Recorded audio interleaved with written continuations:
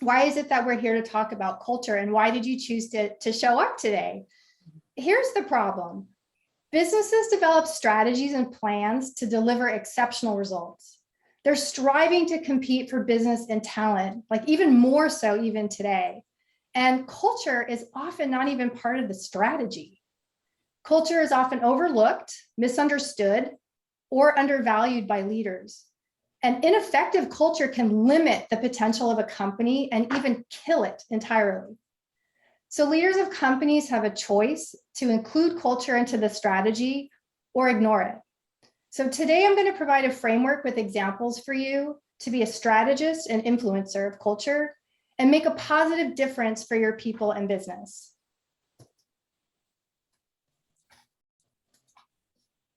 So I want to start with a story of my experience with a rapidly growing and wildly successful restaurant company.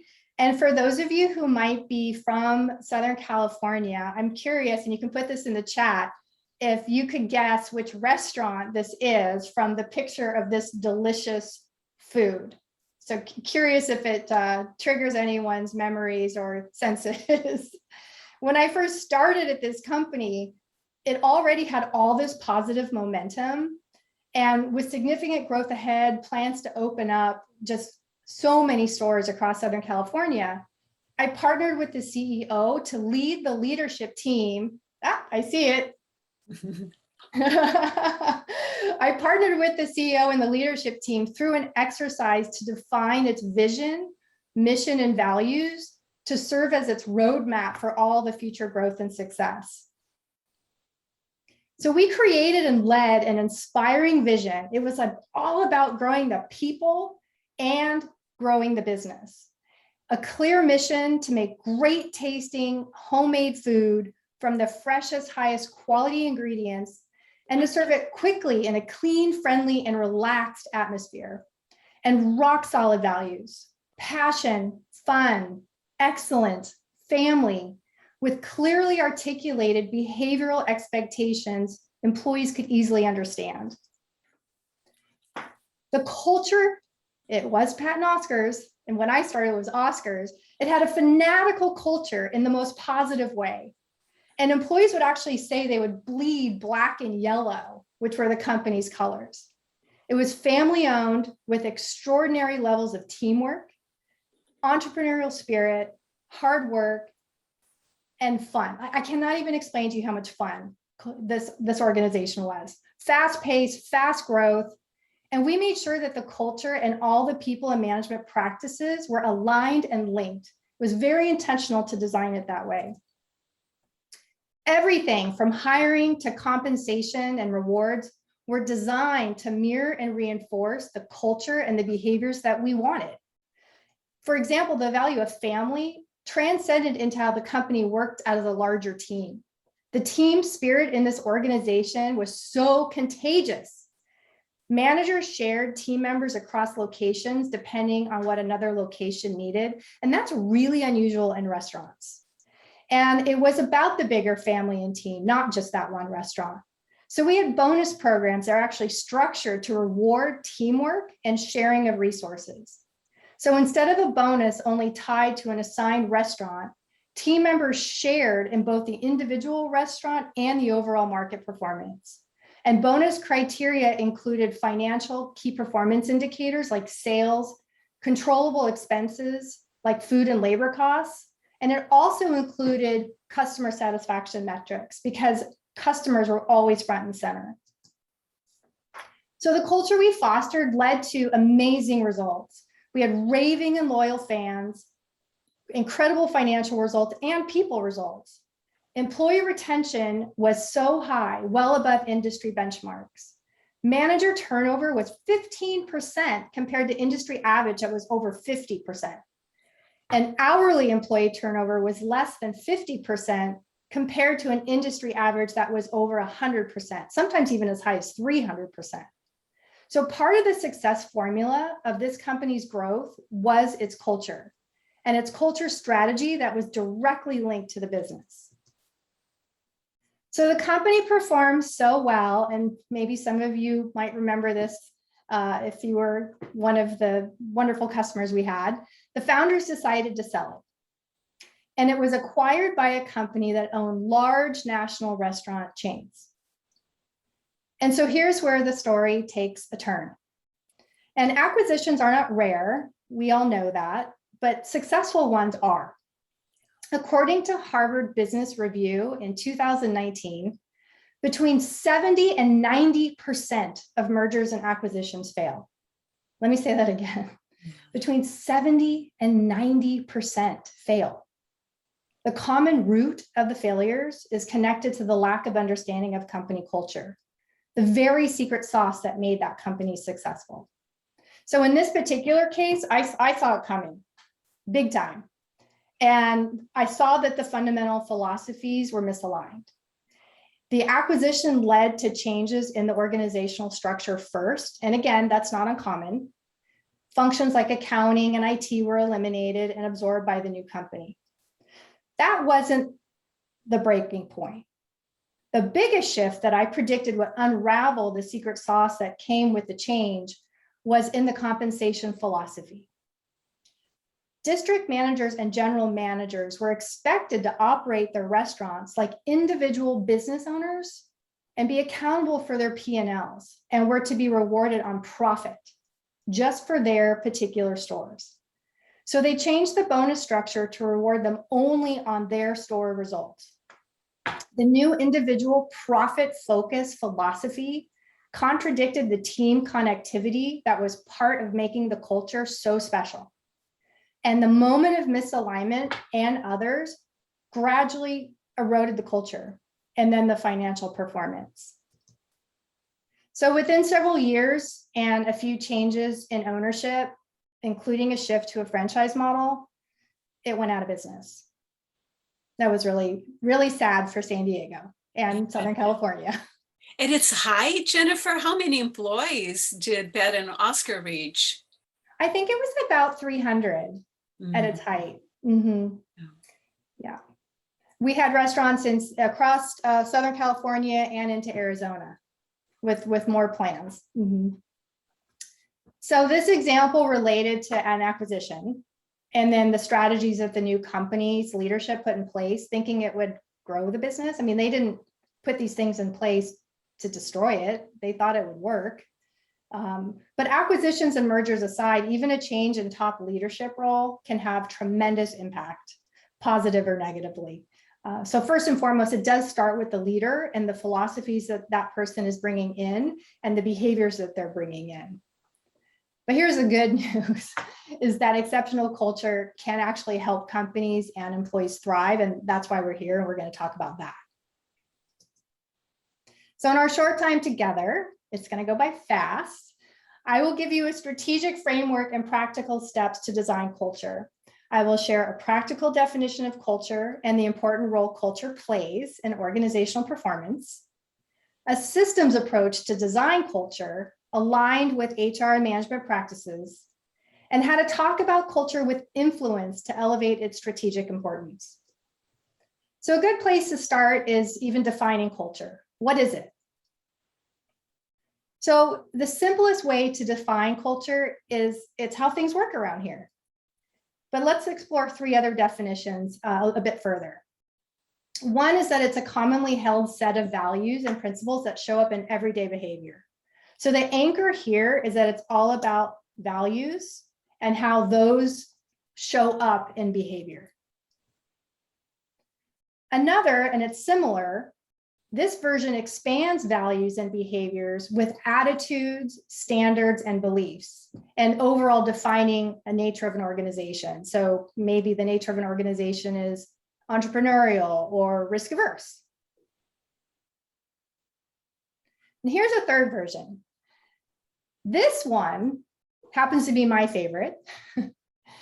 And it's a way to look at how people are functioning to survive or thrive in an ecosystem. So I wanted to look up the word ecosystem, and here's what it means. It's a biological community of interacting organisms and their physical environment, and a complex network of interconnected systems. So this is culture, it is an ecosystem. And your family at home, for example, and all the values and behaviors and dynamics you have at home, that's a culture. Your close group of friends you might hang out with and all those dynamics, that's a culture. And if you decide to go on the show Survivor and end up in the jungle with 15 strangers for 3 months, a culture will develop. And I am so convinced that's why that show is so popular, is everyone was so fascinated to see what kind of behaviors and culture would show up. We've all had experiences working in different cultures and can feel that, whether it was intentional or not. I worked for a culture once that expected you to respond to emails and texts regardless of what time of day. And you quickly learned that that was expected. It didn't matter if it was super late at night or a Sunday. The expectation was you need to be by your phone and respond. But contrast that with Prana, for example. If you did anything like that, you'd get called out for it. Completely different culture that values balance. And it's very intentional how people avoid reaching out to people on personal time. So it's fascinating. And at the first company, that wasn't even written down. You just picked up on it in coping in the ecosystem. So those are 3 I'm offering for you today. And I invite you to embrace the definition that works for you. And especially one that you would feel confident sharing with others to influence them on their journey, because you're going to keep coming across people who may not understand culture, and this may be a way to describe it. So my experience has also taught me what culture is and what it's not. And I can say for sure, as cute as this kitten is, and I love cats, I have 2, culture is not cute, fluffy kittens on motivational posters, surrounded by employees having parties and not working. It is competitive advantage. It's 100% about competitive advantage. Culture is very important and impacts business outcomes. And here's what some of the experts have said about that. According to almost 2,000 CEOs and CFOs in a research study conducted by Duke University and Columbia Business School, culture is the most important value driver, ahead of the strategic plan, the operating plan, even the CEO, marketing, production, and finance. And a Gallup research reported that engaged cultures drive performance and not the other way around. And that highly engaged business units achieve a 10% increase in customer metrics and a 20% increase in sales. And then here's another stat that I think we can all relate to with everything that's been going on these last 18 months. Non-thriving cultures are 10 times more likely to be negatively impacted by crisis than thriving cultures. And this is according to a recent pulse survey conducted by the O.C. Tanner Institute. And COVID-19, no doubt, has been the most challenging crisis we've all come across in our lifetime. So to understand culture a bit more, think of it as being a product of 2 sets of ingredients. The first set includes values, behaviors, and norms. And so if you think about this, values are like the 10 commandments, and they're completely foundational and also aspirational. And they act as the compass to guide desired behaviors and decisions. The behaviors in action, what people are actually doing, become the norms. And that's what you ultimately want. The second ingredient includes more formal pieces, the management practices and governance. These are more formal design structures like selection and compensation policies and approval procedures. And for public companies, that governance has even more relevance around the board of directors and shareholder management. So how these ingredients work together forms the culture, and then that creates a result. So in effective cultures, the ingredients are aligned, but we're not just going after effective, we want extraordinary. And in extraordinary cultures, they are aligned with this unwavering commitment and relentless consistency. So how do we get that alignment? Here's my 7-point strategic framework with steps to design culture. This has been my approach that I've developed over the years, honestly, kind of intuitively, and then put some structure around it. So it is the product of my own experience. So I'm going to start with an overview, and then we'll dive deeper into each phase. At a high level, phases 1, 2, and 3 are all about getting the foundation and core ingredients right. 4, 5, and 6 are what you need to influence the behavior that you want. So for a moment, I want to explain where 4, 5, and 6 came from and why I've been using it all these years. Early in my career, I worked for a company called Solar Turbines, which was an amazing experience. And I was fortunate to take an organizational dynamics class. And in this class, the instructor described what it takes to change behavior. And he described 3 actions. And it was so simple and so profound. I was like, and it's just stuck with me all these years. And by the way, for the parents out there, you might like this too, because what are we trying to do with kids, right? Also help try to shape their behavior as they're growing into adults. But the 3 actions to change behavior are to communicate it, role model it, and reinforce it. Communicate, model, reinforce. So it's always been part of the design. Now, one thing I want to point out is I have 7 phases here, and it looks quite sequential, but it's not really that linear. So keep that in mind as we go. It's probably a bit more iterative than it appears.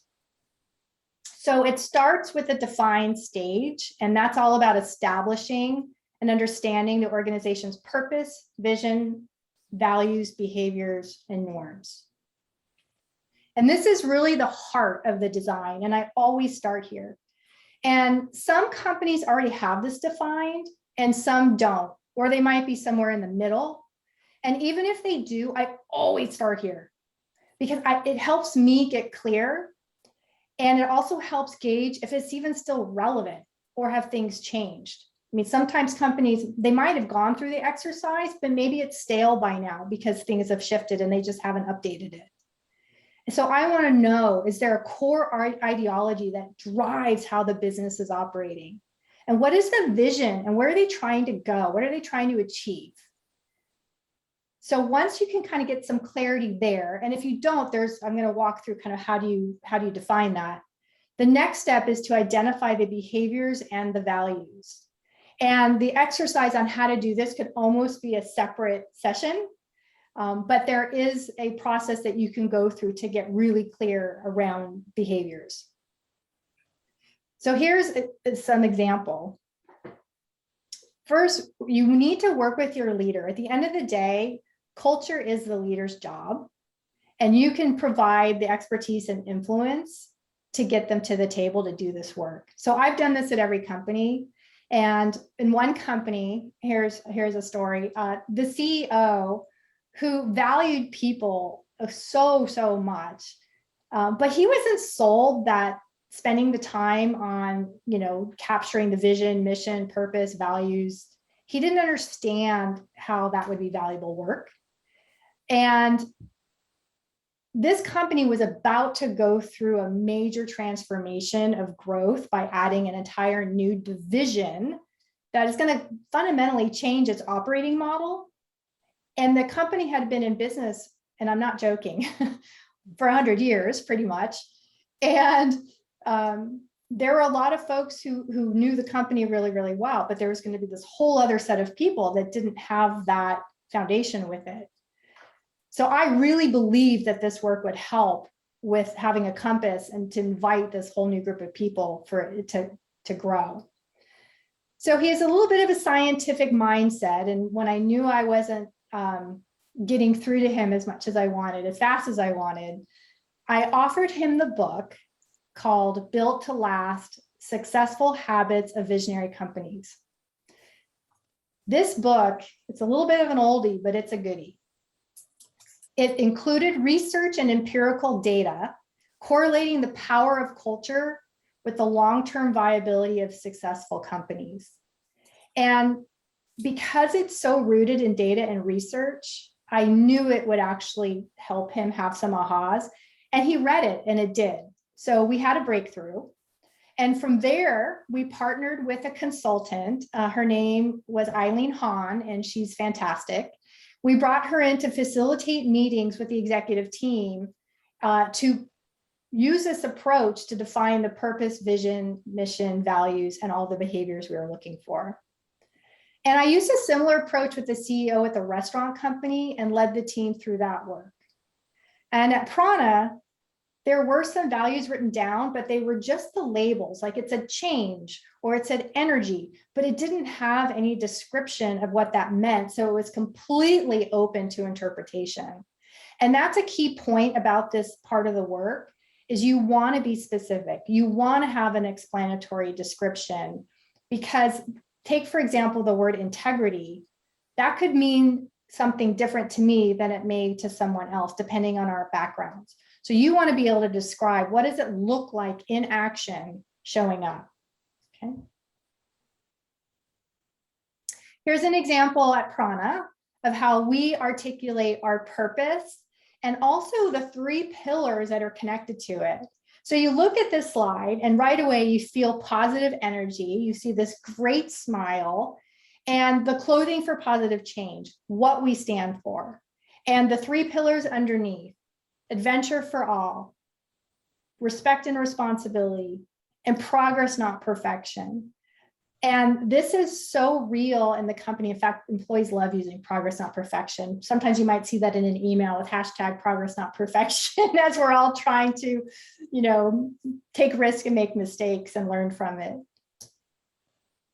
And these are the strategic objectives that we use, and they provide clarity on the vision for the future. So this is giving us an idea of where are we going? And you know what I love about this? Look at culture. It's on here. So front and center, no matter what, part of our vision always includes celebrating and evolving our culture. And this is used as kind of an organizing framework for goal setting as well. So we always have goals connected to culture. And these are the Prana values. So I mentioned earlier, when I first started, it maybe had the word energy or quality, but it didn't have the rest of the definition. But again, what I want to point out here is the very first statement we make is we believe our work has meaning and is connected to a larger purpose. So even before we get into the values, we're making a big statement about how we feel about the work we're doing and that we want it to be meaningful for everyone. And I'm sure many of you are reading what's going on these days with the Great Resignation, and people are looking for meaningful work. And this has been part of our DNA for a long time. Now, seva, I want to call that one out because some may not be familiar with that word. It's a Sanskrit word, and so is prana, by the way. Prana is a Sanskrit word that means breath and vitality of spirit. Seva means, and Gandhi used the term seva a lot, it means selfless service without expecting anything in return. So it's all about being of service to others. So moving on to phase 2, after you've completed the define phase, it's time to start really working on assessing what's going on in the culture and what is working for you and what might not be working for you. And one step that I've taken before is a culture audit. I have a template that I've used, and I collaborate with the leadership team when we first do it. And in the template includes a list of what the vision, mission, purpose, values, behaviors are that we're seeking. And we go through an exercise where we identify examples of things that are going on in the company that actually support that. They validate that we're living it. And then we do the opposite. We identify things that might be contradicting it, or headwinds or obstacles that are making it challenging to live it. And then that really helps with identifying, the high priority items to focus on first. Because the rest, you may also find out, you learn more organically what is going on and you need to address it. So there's a very specific way you can get to the heart of it in a more formal process. And then the other part is continuing to observe what's going on, and at any time, know that you can make an adjustment. So an example of an organic observation is there was a time at Prana, and I don't know if you noticed in the values, balance is definitely one of the core values. There was a time, and it was after we were acquired by Columbia, that all of a sudden all these lunch meetings were happening. And we didn't used to have all these lunch meetings. We used to be more like, okay, your lunchtime is time to go be active, get outdoors, do whatever you need to do to have that balance in your day. And now there was this frenzy of lunch meetings happening, and it was putting all this pressure on our admin team as well, because they were getting last minute requests to order food, set up meeting rooms. So it was really chaotic. So I noticed that, and I went to talk to our president at the time, and he'd only been with us for about 4 months. And when I shared the observation with him, he was so open. He said, I've been feeling that too. I want to go out and ride my bike, and I want to take a break, but I didn't know that that wasn't normal around here, even though we've been talking about culture a lot. So right then and there, and this is an example where we mean it. This is a value. He put a stake in the ground, and that same day sent an email to the entire company saying that lunch hours are sacred time. No more meetings at lunch. So that's been a norm that now has gotten back to what our desired behaviors were around balance. And everyone really honors that. It's pretty spectacular. So other examples of policies or practices you'd want to consider aligning are some of your big kind of HR policies. So for example, when you're recruiting, your selection and hiring processes, are you hiring for values and behavioral fit? What about your compensation and bonus programs? And are you incentivizing the behaviors you actually want? And also thinking about rituals, right? Rituals can be very, very powerful in designing how to bring your culture to life. So with that, I actually want to give you an example. This is the Gong at Prana, and this definitely supports our value of balance. And whenever, well, I'm excited to share it with you because it is a moment where you take a minute and you reset. It's like a pattern interrupt. And so every day between 3 and 4, this gong goes off, and for 1 minute, employees are invited and actually expected to stop working completely. I mean, even if you're walking down the hall, people stop walking down the hall. If you're interviewing a candidate, we stop the interview and invite the candidate to enjoy this gong moment for a minute. I mean, it is that embedded into the DNA. So with that, I want to give you an opportunity to sit back, relax, and enjoy the gong. Good afternoon, everyone. Please take this moment to sit back, relax, and enjoy the gong.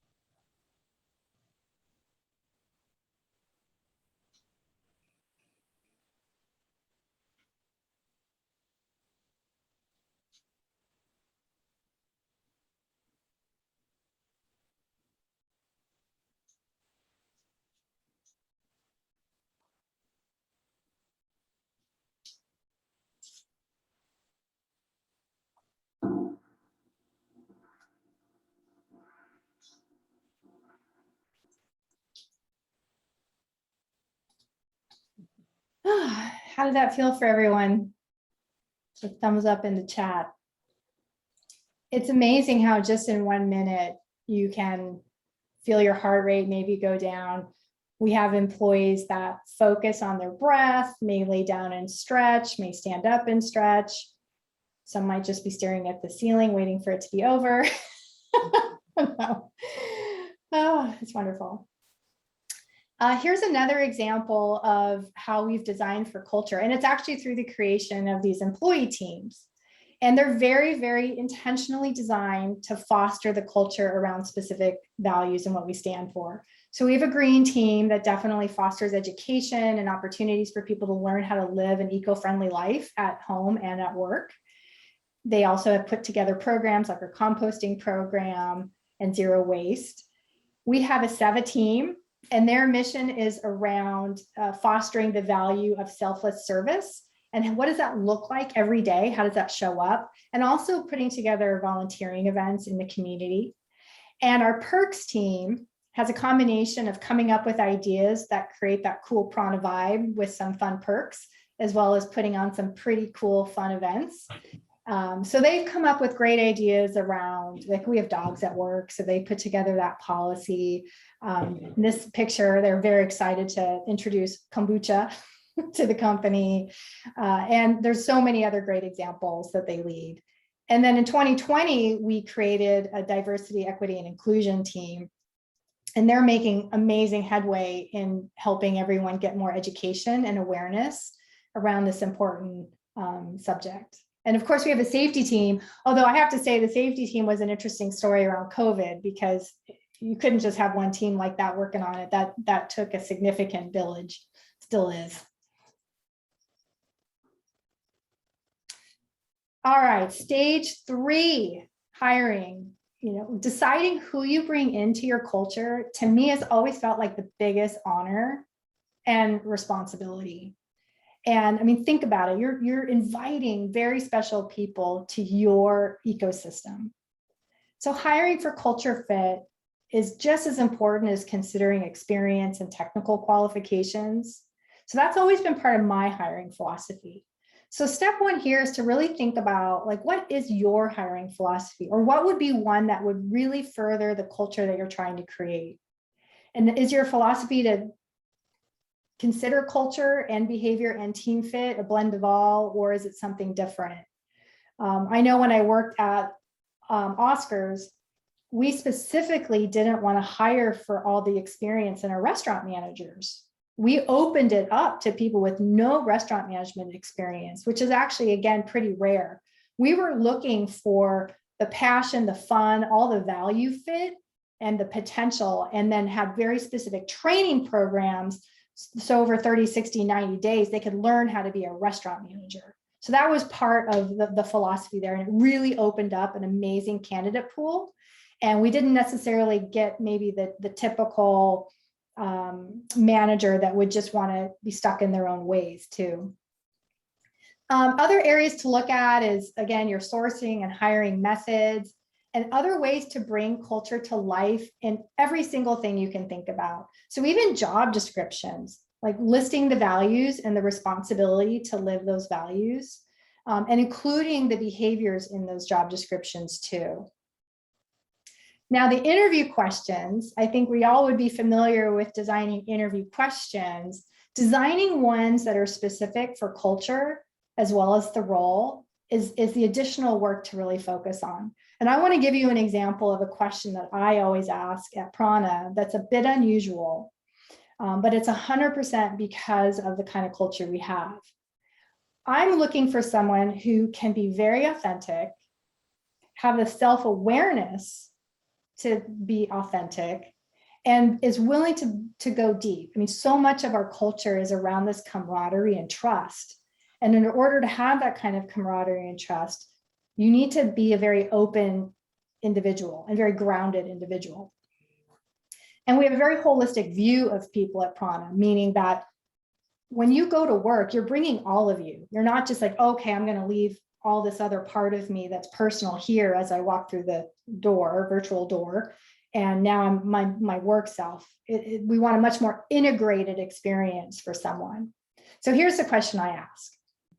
Tell me about a time or a defining moment in your life or a set of experiences that help shape who you are and how you show up at work. Let me say that again. Tell me about a defining moment in your life or a set of experiences that help shape who you are and how you show up at work. I can't even tell you how much I love this question and what I hear back from people. I mean, I have had people open up to me about the most personal circumstances, very, very deep information. And I've also had people that give me a very surface answer. So the surface answer for me is a signal that I'm not sure they're going to really work in our culture because we have such a deeper set of personal relationships. So that's just another data point that I use. As we move into phase 4, we're getting into the communicating part and the teaching part. So this phase is about integrating your new hire and other key partners into the culture and business, but not by chance, but with intention. And not just once, but with multiple touch points. So you want to consider your onboarding and who's conducting it. And it should be a really coveted opportunity for someone with a lot of passion to be able to teach and communicate this to new hires. And my motto about culture is say it early, say it often.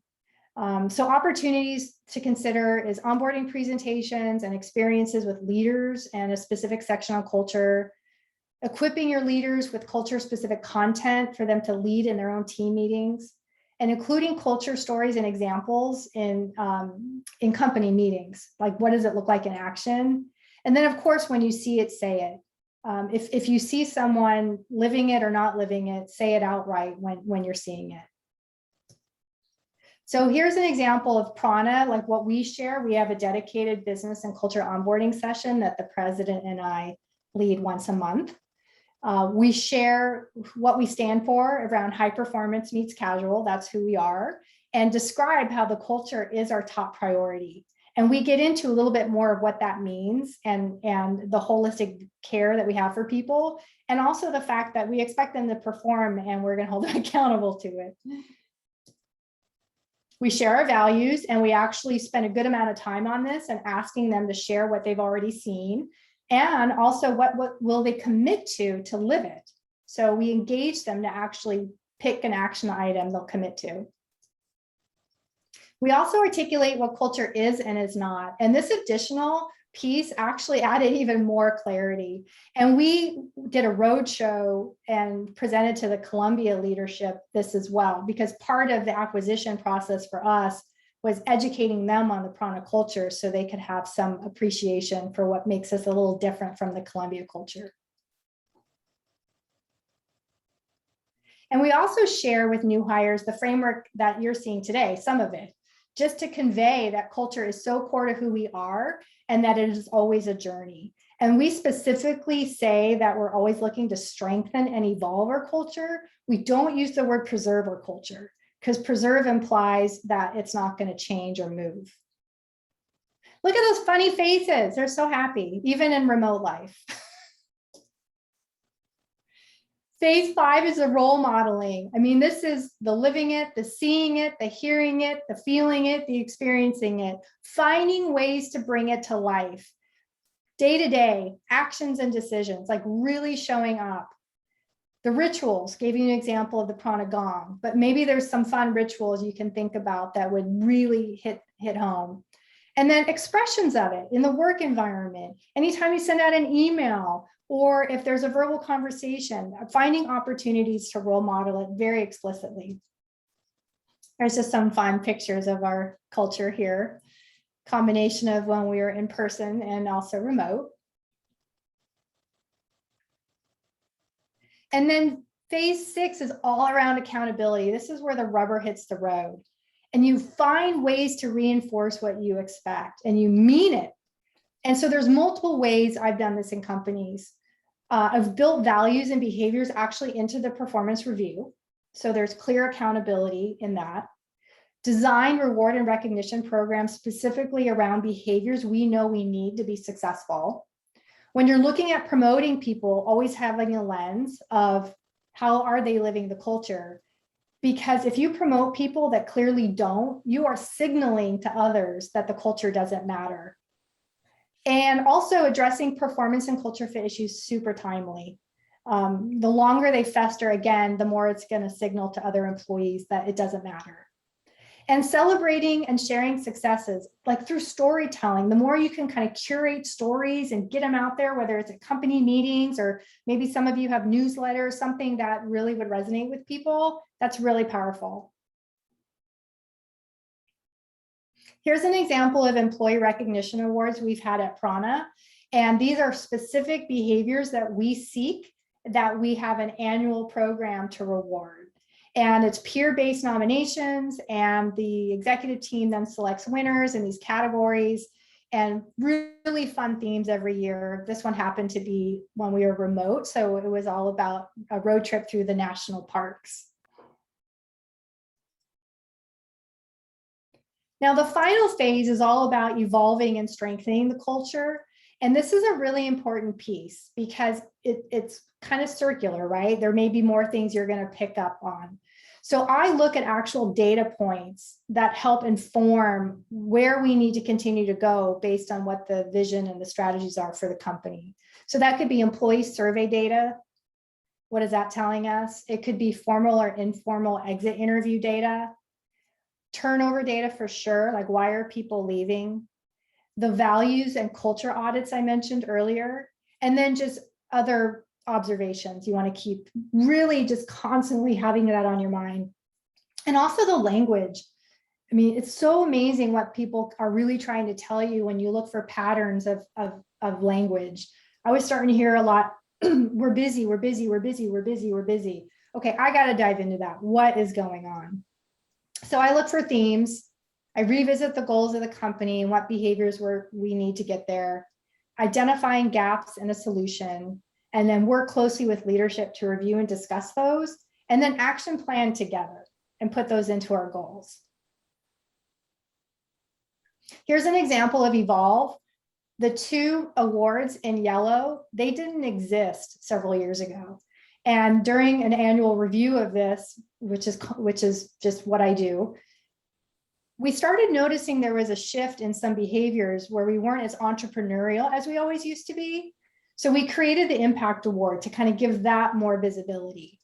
And then we were hearing in our employee opinion surveys that the cross-functional communication needed improvement. And it happened in 2 surveys in a row. So we put the Bridge Builder Award in place to really make that more visible as a needed behavior. So every year I'll keep doing the same, like, are these the right behaviors we're seeking? Are these the ones we want to reward? And another example of evolving, we all experienced, in 2020, the headlines around racial injustice. You know, the quick story is that our president was deeply, deeply moved and very humble in wanting to do better. We needed to do better, you know, internally too. So we kicked off a DEI effort and a team and have a full court press and a goal. It's a very visible goal for the year to make this more in our DNA. And then, of course, COVID, we all have experienced all the shifts we've had to make for that. So the next phase of this culture evolution is all around like where we work. Is it in person, remote, or both? How we work. Is it face-to-face at a desk or using video technology?